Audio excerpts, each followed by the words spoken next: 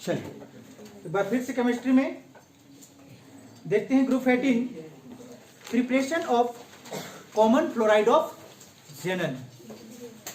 क्या देखें?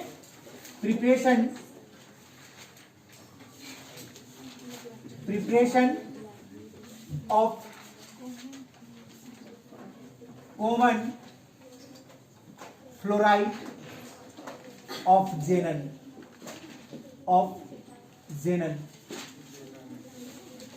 आपने कल देखा था कि ये कॉमन फ्लोराइड ऑफ जेनन 3 प्रकार का XeF2 और क्या देखा था? XeF4 और एक देखा था आप लोगों ने XeF6। इसका प्रिपरेशन हम बनाएंगे। पहला वाला प्रिपरेशन देख लीजिएगा, क्या है हमारे पास में?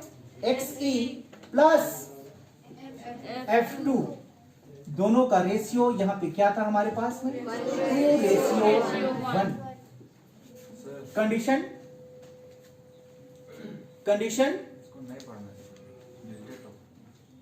कंडीशन कहां पे था हमारा? निकेल ट्यूब में टेम्परेचर था 673 केल्विन, तब जाके हमको क्या मिला था? XeF2 मिला था। क्लियर हो गया? Yes sir. अगर इसको आप लिखना चाहें तो लिख सकते हैं कि xenon react with fluorine at the ratio 2:1 in nickel tube at about 673 Kelvin temperature to give XeF2 यानी कि जेनन फ्लोराइड। समझ में आ गया? चलिए दूसरी टॉपिक हमारे पास में, इसी को हम क्या कराएंगे? रिएक्शन कराएंगे। Xe प्लस क्या है? F2। ये रिएक्शन भी हमारा किसमें घटेगी? निकेल ट्यूब में ही घटेगी। टेम्परेचर हमारा क्या होगा? 673 केल्विन, लेकिन यहाँ पे कुछ हमारा प्रेशर आएगी और वो प्रेशर होता है 5 to 6 atm और हमको मिलता है XeF4। इसका रेशियो की बात करें हम तो इसका रेशियो क्या मिलता है हमको? 1:5। 1:5 की रेशियो में हम क्या कराते हैं? निकेल ट्यूब में 673 केल्विन टेम्परेचर और प्रेशर कितना? 5 to 6 atm, तब हमको क्या मिलता है? जेनन टेट्रा फ्लोराइड मिलता है। क्या मिलता है? जेनन टेट्रा फ्लोराइड मिलता है। चलिए तीसरा प्रिपरेशन की ओर बढ़ते हैं।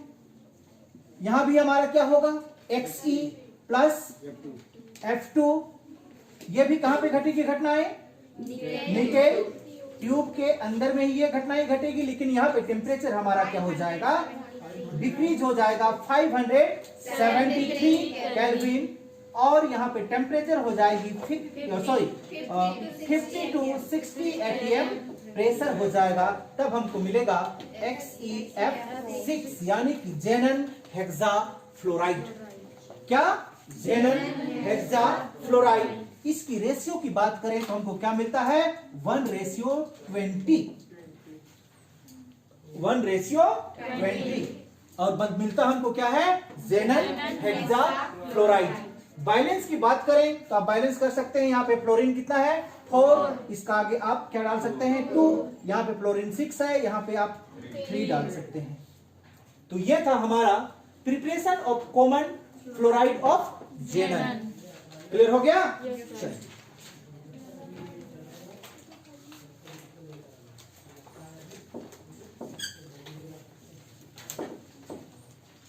एक और इंपॉर्टेंट टॉपिक की ओर बढ़ेंगे जिसका नाम होगा कि ये हमारा कुछ ऑक्साइड भी क्या करता है?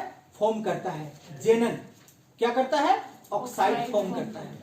इसका मतलब ये भी हुआ कि जेनन ऑक्सीजन के साथ भी क्या करता है? रिएक्शन करेगा। जब जेनन ऑक्सीजन के साथ में रिएक्शन करेगा तभी तो क्या बनेगा? हमारा ऑक्साइड बनेगा।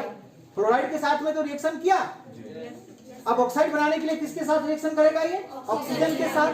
तब हमारा क्या बनेगा? जेनन ऑक्साइड का निर्माण होगा। समझ में आ गया? चलिए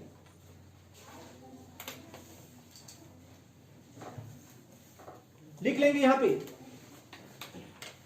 XeO3। टॉपिक आप दे लीजिए पहले, oxide of xenon, oxide of xenon, जेनन।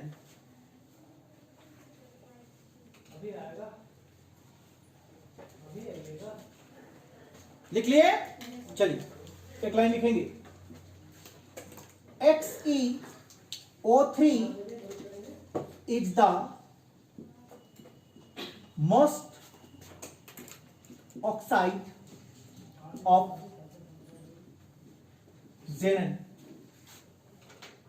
It is prepared by the hydrolysis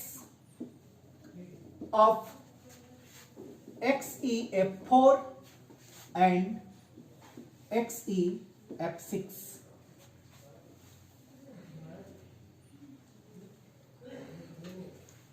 क्या बात समझ में आती है? Yes sir. कि ऑक्साइड ऑफ जेनन क्या है हमारा? XeO3। अगर आप इसको बोलना चाहें तो क्या बोल सकते हैं? जेनन try oxide, जेनन try oxide. Clear? यही इसका एक मोस्ट इंपॉर्टेंट ऑक्साइड होता है। किसका? जेनन का।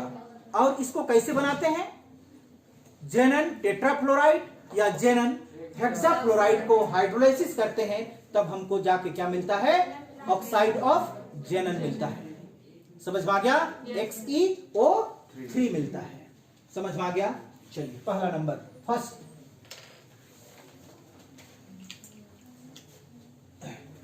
प्रिपरेशन फ्रॉम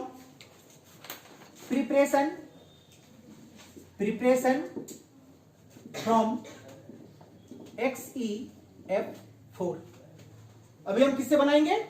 XeF4 से बनाएंगे। हाइड्रोलाइसिस का मतलब क्या होता है? वाटर के साथ अभिक्रिया, वाटर के साथ में रिएक्शन। समझ में आ गया? चलिए लिखना चाहते हैं तो हम लिखा देंगे, या डायरेक्टली रिएक्शन में आते हैं तो डायरेक्ट रिएक्शन बता दें। डायरेक्ट रिएक्शन बता दें, लिखा दें। चलिए लिख लेंगे, when जेनन tetrafluoride, जेनन tetrafluoride react with water. Hydrolysis का मतलब ही वाटर के साथ में अभिक्रिया होता है। React with water to give XeO3 and evolve xenon and hydrofluoride fluoride. क्या समझ पाई? रिएक्शन में सब क्लियर हो जाएगा, ध्यान से देखिएगा। Xe हमारे पास में क्या है? F4। इसको किसके साथ रिएक्शन कराए? वाटर के साथ में। क्या बना? XeO3, और साथ में क्या इवॉल्व कर दिया? जेनन भी इवॉल्व किया, और HF भी क्या कर दिया? इवॉल्व कर दिया।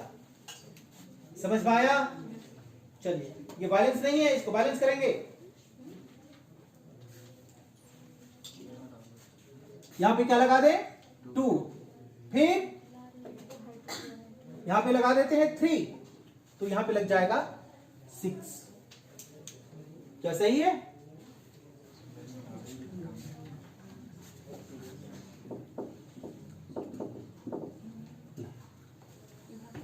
कुछ मात्रा में जो बचा हुआ है वो फ्लोरीन गैस के रूप में भी क्या निकलती है? बाहर निकलती है। ये देखिए, इस तरह से हमको क्या मिलता है? जेनन मिलता है, मतलब जेनन का ऑक्साइड मिलता है।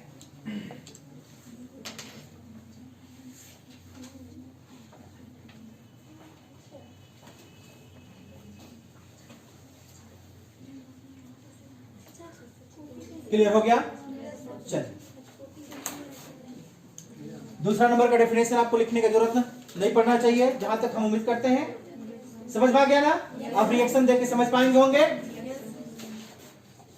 XeF6 ये भी किसके साथ रिएक्शन करेगा? H2O के साथ। हाइड्रोलाइसिस का मतलब ही होता है क्या? रिएक्शन। बनाएगा क्या? XeO3 plus HF।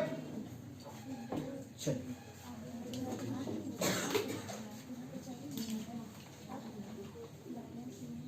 बैलेंस है? Yes sir. इस तरह से ये भी क्या बनाती है? जेनन फ्लोराइड बना देता है, ऑक्साइड बना देता है, ऑक्साइड ऑफ जेनन बना देता है।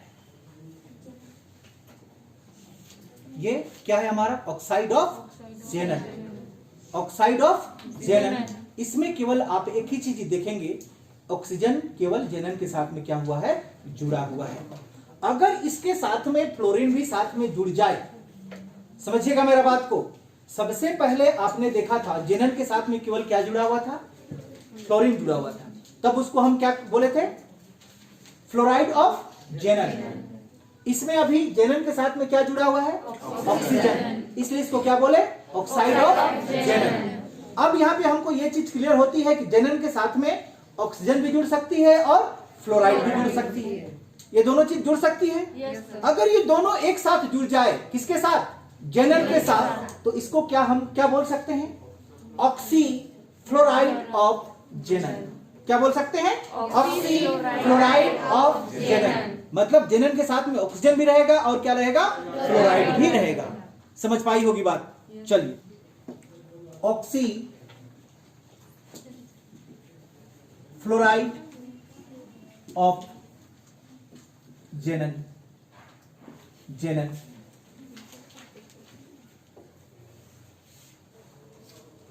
चलिए एक लाइन लिखेंगे हम लोग। The oxy fluoride of xenon, the oxy fluoride of xenon, xenon namely xenon oxyfluoride, xenon oxyfluoride XeOF2, XeOF2 and xenon oxy tetrafluoride, tetrafluoride लिख लिए। XeOF4। समझ में आ गया? इस तरह से हमको दो क्या मिलता है? ऑक्सी फ्लोराइड मिलता है। किसका? जेनन का। पहला क्या था? XeOF2 और दूसरा क्या था? XeOF4। समझ में आ गया? पैराग्राफ चेंज करके थोड़ा सा लिखेंगे। These are obtained by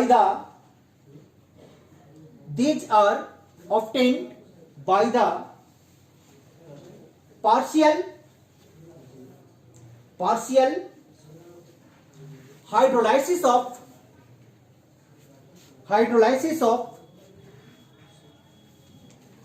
XeF4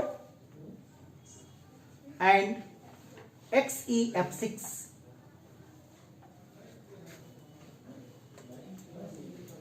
ऑक्सीफ्लोराइड of xenon बनाने के लिए XeF4 और XeF6 को आंशिक रूप से क्या करना होगा? पानी के साथ में अभिक्रिया कराना होगा।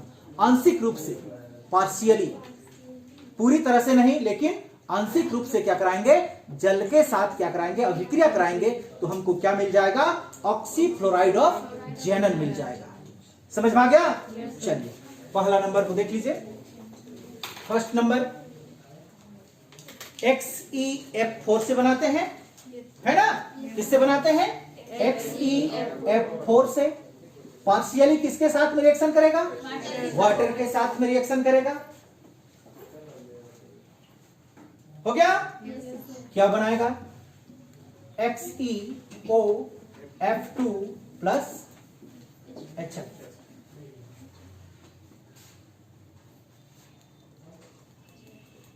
बैलेंस है कहां पे, यहां पे 2 डाल, बैलेंस हो गया होगा। ये क्या कहलाता है हमारा, इसका नाम क्या है, जेनन ऑक्सीफ्लोराइड है या नहीं है, जेनन ऑक्सीफ्लोराइड। क्लियर हुआ। दूसरा किसके साथ बनाएंगे, XeF6 प्लस H2O, क्या मिलेगा हमको, XeOF4, XeOF4, यही तो मिलेगा। और साथ में क्या मिलेगा, HF, यहां भी 2 डाल दे, ये भी बैलेंस हो गया। क्या ये रिएक्शन के बारे में पूछना है, इसका नाम क्या है, जेनन ऑक्सी टेट्राफ्लोराइड। समझ में आ गया। और इसी को हम लोग क्या कहते हैं, ऑक्सीफ्लोराइड ऑफ जेनन। तो मतलब जेनन के साथ में फ्लोराइड भी कंटेन है और ऑक्सीजन भी कंटेन है। समझ में आ गया। चलिए अगला टॉपिक की ओर बढ़ेंगे, ग्रुप 18 में, जिसका नाम है हमारा compound of xenon. Compound of xenon यहीं पे लिख देते हैं, कंपाउंड ऑफ जेनन। यौगिक, इसका यौगिक क्या है, क्लियर हो गया। आपने पढ़ के रखा है इसका कंपाउंड, पढ़े हैं क्या कि नहीं पढ़े हैं, पढ़े होंगे, नहीं पढ़े, बता देते हैं यहाँ पे, पढ़े हैं कि नहीं पढ़े हैं। क्या इसको आप चार्ट बना के लिखेंगे या डायरेक्टली लिखेंगे, तो चार्ट बना के लिखना है, तो यहाँ पे लिख लीजिए नेम ऑफ कंपाउंड लिख लीजिए। क्या लिखेंगे फर्स्ट में, नेम ऑफ कंपाउंड।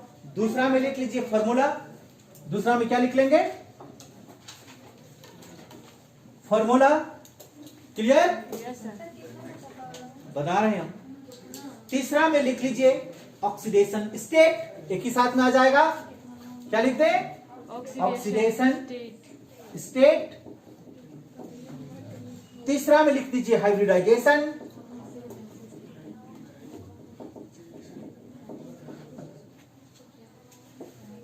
और लास्ट में लिख दीजिएगा स्ट्रक्चर। क्या लिख देंगे, स्ट्रक्चर। नहीं हटेगा, चलो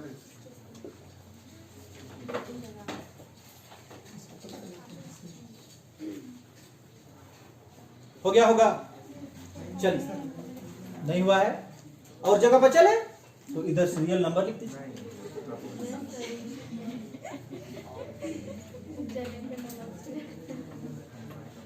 नाम लिखेंगे पहले, यस सर।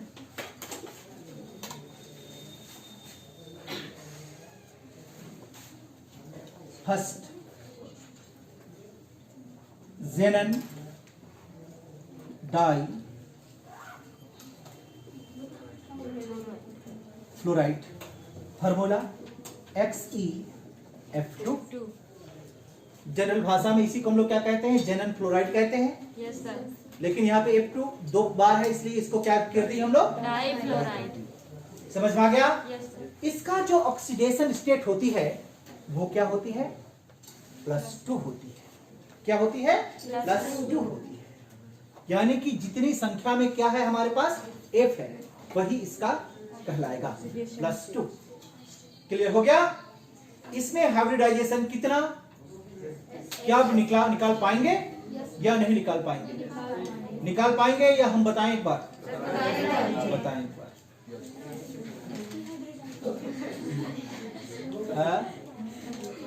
दो तरीका से बताएं कि एक तरीका से बताएं,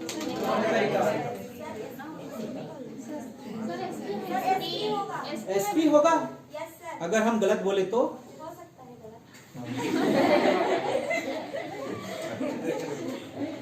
सर बताइए। बता देते हैं। चलिए ऊपर का भाग मिटाते हैं। Yes sir.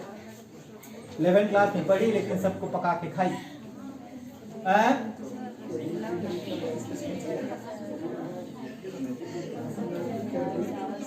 चलिए एक ही तरीका जान लीजिए यहाँ पे, ठीक है ना? हाइब्रिडाइजेशन कैलकुलेट करने का, हाइब्रिडाइजेशन कैलकुलेट करने का सिर्फ एक ही तरीका जानिए, लेकिन आपको स्ट्रक्चर बनाने आना चाहिए। क्लियर हो गया?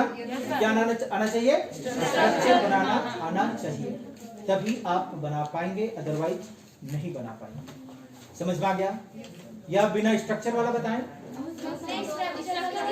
स्ट्रक्चर वाला बताएं। Number of sigma bond plus number of LP. क्या बात समझ में आया? चलिए हम यहाँ पे आते हैं। क्लियर हुआ?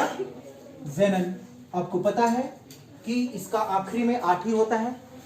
होता है या नहीं होता है? लेविस पोर्शन बनवाएंगे तो 8 ही होगा ना सबका? होगा या नहीं होगा?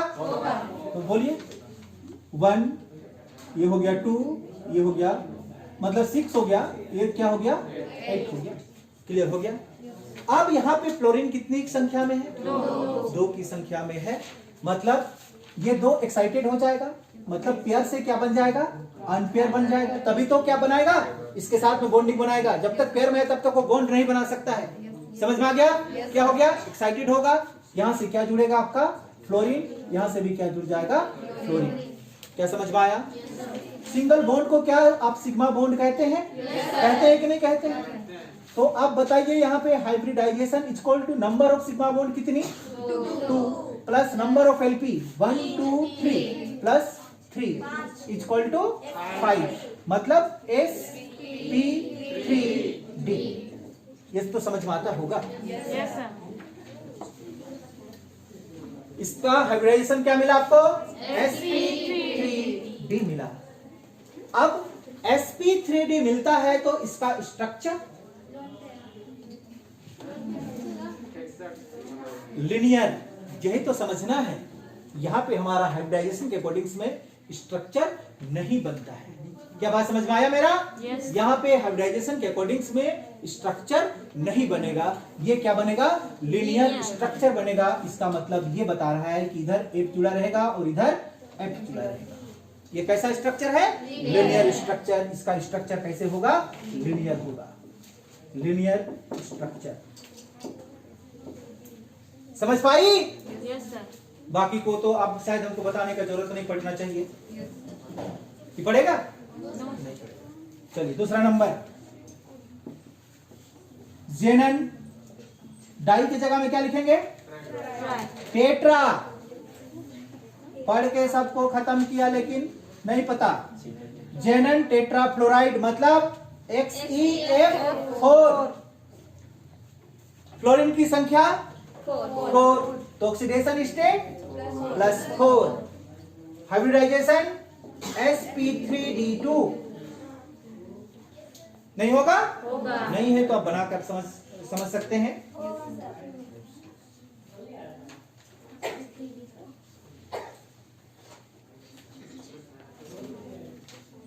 हो गया?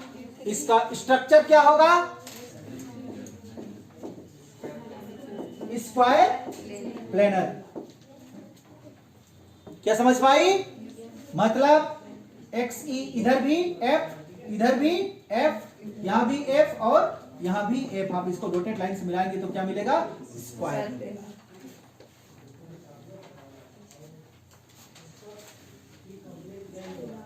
क्लियर हो गया? चलिए अब हम ऊपर भागते हैं, ऊपर की ओर। अब सीक्वेंस में लिखेंगे, ठीक है ना? Yes sir. थर्ड नंबर क्या नाम होगा? जेनन हेक्सा फ्लोराइड है। नाम क्या होगा? सॉरी, ये क्या बोलते हैं फॉर्मूला? XeF6। ऑक्सीडेशन +6 होगा। हाइब्रिडाइजेशन जल्दी बोलिए। sp3d3 यही होगा? Yes sir. ये कैसा स्ट्रक्चर बनाएगा? जल्दी बोलिए, इसका स्ट्रक्चर क्या होगा? ऑक्टाहेड्रल, यानी कि डिस्टोर्टेड ऑक्टाहेड्रल। ऑक्टाहेड्रल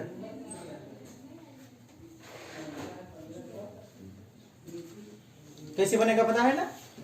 नहीं पता? आपने पढ़ा होगा। देखिए यहाँ पे रहेगा, यहाँ रहेगा, इधर रहेगा, ये और ये रहेगा। क्या समझ पाई? बीच में क्या रहेगा हमारा? जेनन, और सब जगह फ्लोरीन। इसको आप इस तरह से मिला दीजिए, इसको भी यहां से मिलाइए, यहां से मिलाइए, इस तरह से मिलाए। इसको एक बार यहां से भी मिलाइए, यहां से मिलाइए, इसको यहां से मिलाइए और इसको, है ना? ये क्या है? ऑक्टाहेड्रल।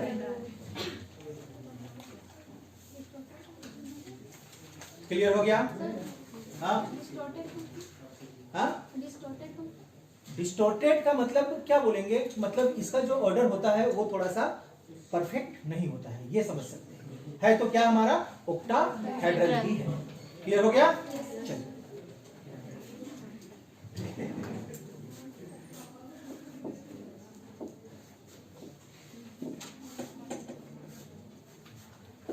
फोर नंबर पे आते हैं।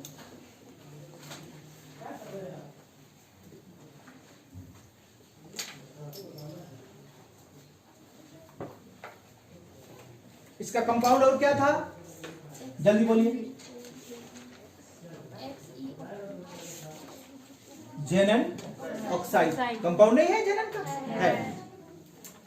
फॉर्मूला क्या था? XeO3। XeO3 कितना? एक ऑक्सीजन का 2, तो कितना ऑक्सीजन? 3 ऑक्सीजन। तो ऑक्सीडेशन स्टेट +6। समझ में आती होगी बात? एक ऑक्सीजन का कितना? 2।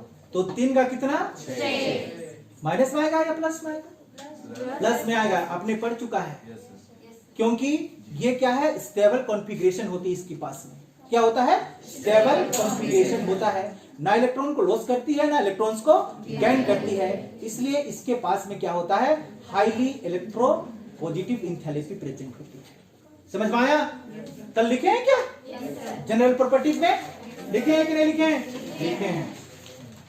चलिए, अब इसका हाइब्रिडाइजेशन बता दीजिए। एक बार बना लेते हैं ना, हाँ? ताकि गड़बड़ ना हो। इससे क्या जुड़ा? ऑक्सीजन। इससे क्या जुड़ा? ऑक्सीजन। इससे क्या जुड़ा? ऑक्सीजन। ये लोन पेयर। ये क्या है? Sigma bond, pi bond, sigma bond, pi bond, sigma bond, pi bond. समझ में आया? फॉर्मूला क्या था? Number of sigma bond. Sigma bond की संख्या 3। 1 2 3। पाई को नहीं जोड़ेंगे? Plus number of LP lone pair कितना? 1 इक्वल टू 4। तो क्या? sp3 हाइब्रिडाइजेशन इसका मिलेगा। क्या समझ में नहीं आया? sp3 hybridisation.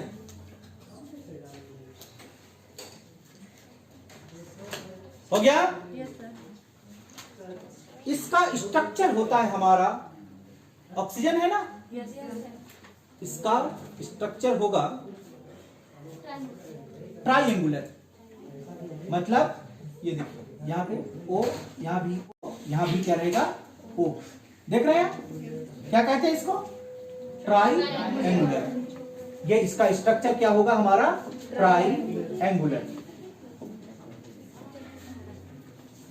ये देखें, ये क्या है हमारा? ट्राइएंगुलर। हो गया? चलिए, मिटा रहे हैं हम इसको। आइए 5 नंबर पे। 5 नंबर क्या कंपाउंड बना था इसका? जेनन ऑक्सी फ्लोराइड। क्या नाम था? XeOF2। आपने अभी पढ़ा? Yes sir.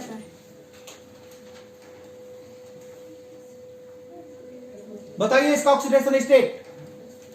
फ्लोरीन की संख्या 2 और ऑक्सीजन 1। ऑक्सीजन में कितना? 2 और फ्लोरीन में? फ्लोरीन में 1, लेकिन 2 फ्लोरीन है तो 2 और 2 4। समझ में आया? Yes sir. हाइब्रिडाइजेशन निकाल सकती है। क्या है? sp3d। क्या हाइब्रिडाइजेशन आएगा?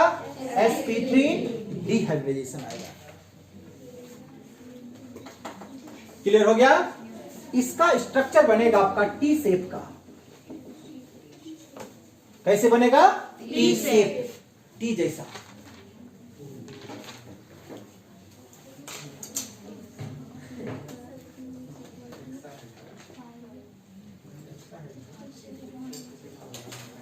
चलिए लास्ट एक हमारा बचा हुआ है, बोलिए। जेनन ऑक्सी टेट्रा फ्लोराइड है ना? XeOF4। बताइए ऑक्सीडेशन स्टेट +6। पहचान में आ गया होगा? Yes sir. क्या उधर पूछना है? ऑक्सीडेशन एसिड निकाल रहे हैं। इसका हाइब्रिडाइजेशन चलिए हाइब्रिडाइजेशन बनाइए जल्दी। sp3 बना ले। क्या यहाँ पे ऑक्सीजन जुड़ा हुआ है, इस तरह से रहेगा क्या हमारे पास? हाँ, 4 फ्लोरीन, यहाँ से F जुड़ा है, F जुड़ा है, F जुड़ा है, F जुड़ा है, ये है। चलिए ध्यान से देखिएगा, यहाँ पे पाई बॉन्ड, ये sigma bond, sigma bond, sigma bond, sigma bond, sigma bond, एक लोन पेयर। 1 2 3 4 5 और 1 क्या हो गया? 6 का क्या होगा? sp3d2। यह हाइब्रिडाइजेशन होगा।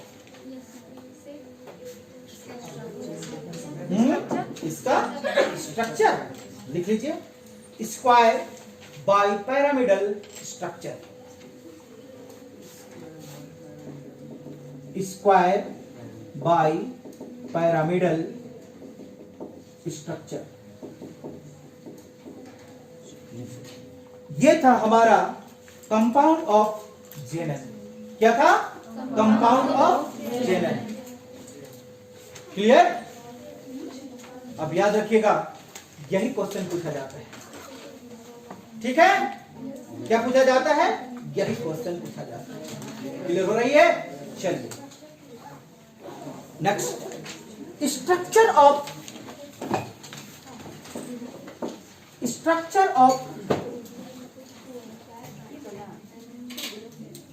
कंपाउंड ऑफ जेनन या स्ट्रक्चर ऑफ जेनन कंपाउंड भी लिख सकती है।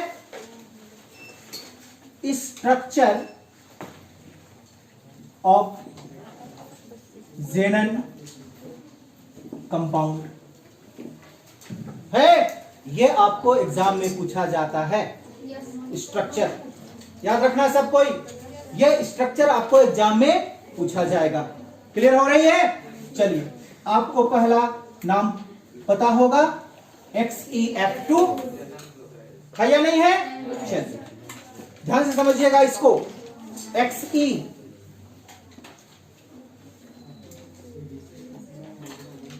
2 इलेक्ट्रॉन एक्साइटेड, और इधर क्या जुड़ गया था? F। इधर भी क्या जुड़ा था? F। ये इसका लोन पेयर है, ये इसका स्ट्रक्चर।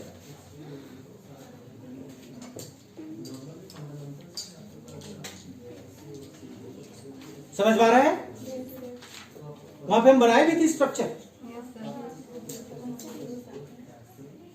वहां पे इसलिए नहीं बनाए क्योंकि हमको और एक बार बनाना पड़ता, इसलिए नहीं बनाए। समझ में आ गया ना? चलिए, क्या समझ पाई इसको? लेविस नोट सिंबल पढ़ी है ना? ग्रुप 18 का सबका लास्ट में 8 ही तो होता है। क्या होता है? 8 होता है। और जब तक वो पेयर में है तब तक किसी के साथ में शेयरिंग नहीं कर सकता है, इसलिए उसको एक्साइटेड होकर क्या पड़ता है? अनपेयर होना पड़ता है बॉन्डिंग बनाने के लिए। समझ में आ गया बात? चलिए, दूसरी नंबर में हमारे पास क्या था? XeF4। क्लियर? ध्यान से देखिएगा इसको, ये इसका 2 लोन पेयर। पहले तो इसका स्ट्रक्चर ही हम बना लेते हैं ताकि दिक्कत ना हो। ये हो गया। यहां पे क्या लग जाएगा? F, यहां भी F, यहां पे F, यहां पे F। क्या 8 हुआ इसका? ये इसका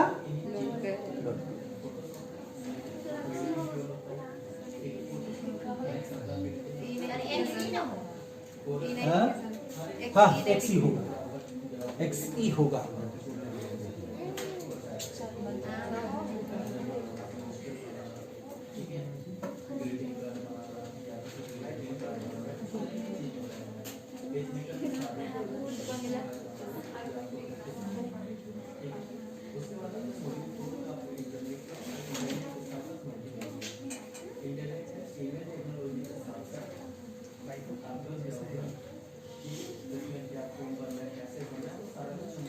क्लियर हो गया? चलिए थर्ड नंबर में आते हैं। थर्ड क्या था आपके पास में? XE F6, मतलब बीच में क्या लगाएंगे? XE, और 6 हमारे पास में एक्साइटेड होगा इलेक्ट्रॉन्स, और एक क्या मिलेगा? अनपेयर्ड मिलेगा। मतलब अनपेयर कहते हैं लोन पेयर मिलेगा, लोन पेयर मिलेगा। मतलब इसको कुछ इस तरह से लिख दें हम, चलेगा क्या? इधर इधर ऐसे बना दें। ये हो गया, ये एक हो गया, ये एक हो गया, और ये एक हो गया। यहाँ पे 2 इलेक्ट्रॉन्स, ये लोन पेयर। यहाँ पे F F F F लीजिए।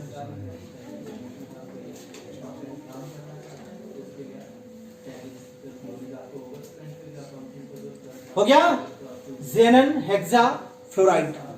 एक्चुअल में ये हमारा colourless crystalline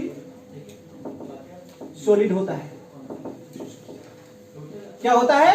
colourless crystalline solid.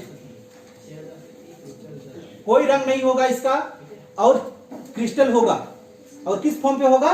Solid form पे होता है।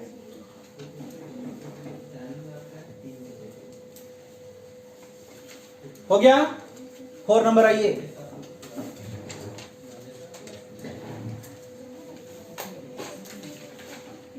फोर नंबर पे क्या था? XeO3। चलिए XeO3, यहां पे lone pair, 2 oxygen double bond से जुड़ी होती है क्या? डबल बॉन्ड से, फिर डबल बॉन्ड से ये लोन पेयर। 8 हुआ।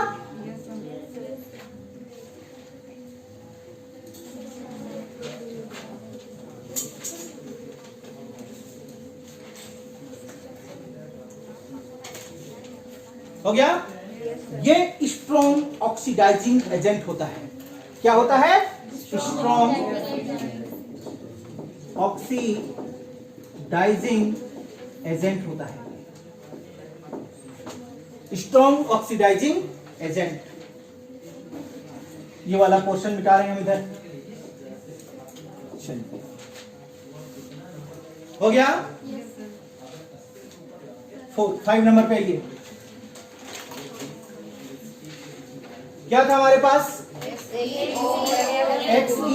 XeOF2। ये था क्या? चलिए ध्यान से देखिए इसको।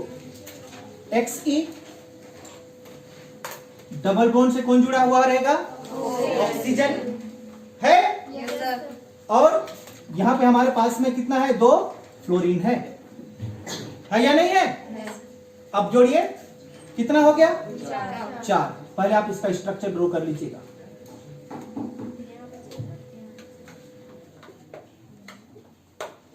बन गया तो उसको सुधारो ना, क्या दिक्कत है? ऐसे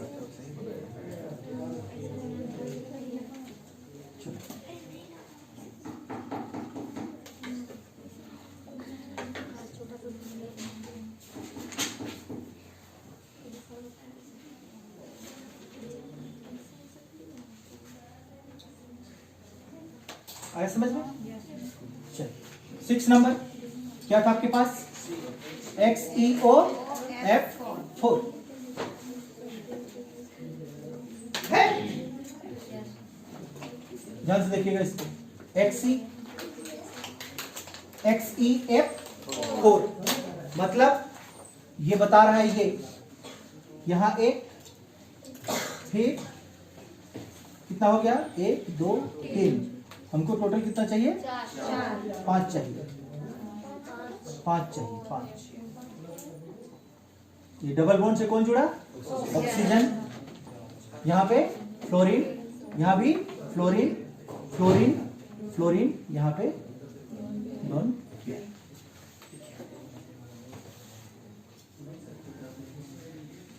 यूजेस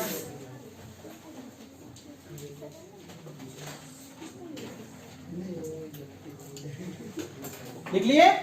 चलिए पहला लिखेंगे हीलियम का क्या यूजेस होता है। He ग्रुप 18 है ना? He पहला यूजेस लिखिए। It is used in coolant. आपने कार देखे होंगे, कार में एक लिक्विड लगता है इंजन को ठंडा करने के लिए, क्या कहा जाता है उसको? कूलेंट कहा जाता है। हाँ, ग्रीन होता है।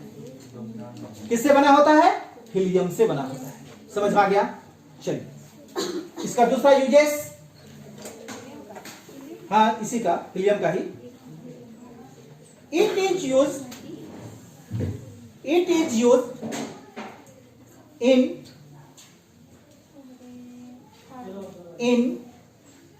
inflating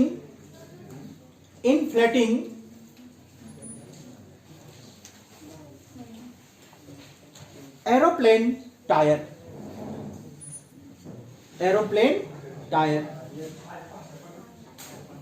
समझ में आ गया? हवाई जहाज का जो चक्का होता है उसमें ये सिंपल गैस भरी नहीं होती है, उसमें क्या होता है? हीलियम गैस होता है। समझ में आ गया? आ गया। और एक यूजेस लिख लीजिएगा।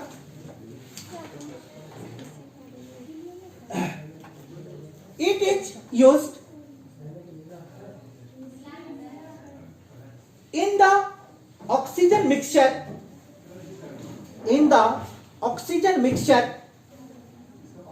of deep sea, समुद्र वाला, सी डाइवर्स, जो गोताखोर होते हैं ना, उसके पीछे एक सिलेंडर देखिए बंधा हुआ रहता है। पानी के अंदर में जो घुसता है उसके पीछे क्या रहता है? सिलेंडर। वो एक्चुअल में ऑक्सीजन का सिलेंडर नहीं होता है, वो हीलियम और ऑक्सीजन का मिक्सचर होता है। समझ में आ गया? कारण बताते हैं आपको कि हीलियम में एक ऐसा इनहेरेंट कैरेक्टर्स है जो ऑक्सीजन के साथ में हम लोग का बॉडी के अंदर पे जाता है, तो जो ब्लड क्लॉटिंग का मतलब समझ में आता है? आप बहुत गहरा में चल जाएंगे तो आपको जो प्रेशर पड़ना चाहिए, एटमॉस्फेरिक प्रेशर पड़ना चाहिए, वो एटमॉस्फेरिक प्रेशर ना पड़े तो बॉडी के अंदर पे आपका ब्लड क्लॉट होना शुरू हो सकता है। यानी क्लॉट का मतलब समझ पा रही होगी? जमा होना शुरू हो सकता है। लेकिन जब वो सांस लेता है किसको? हीलियम को। किसके साथ? ऑक्सीजन के साथ। तो वो ब्लड को क्लोटिंग नहीं होने देता है।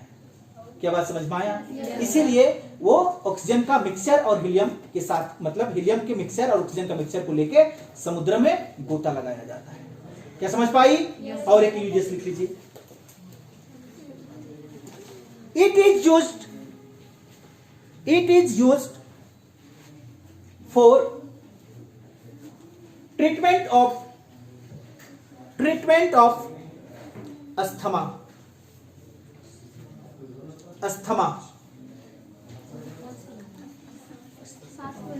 आपने देखा होगा कि इतना बड़ा एक रहता है, ऐसा करता है, नहीं समझ में आया? देखिए ना, उसमें एक्चुअल क्या होता है?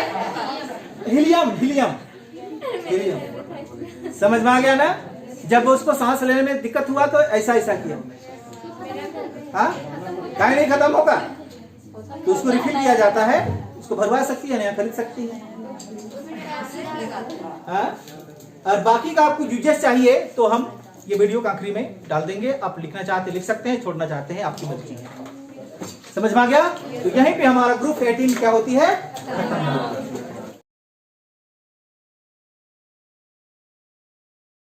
नेक्स्ट क्लास हम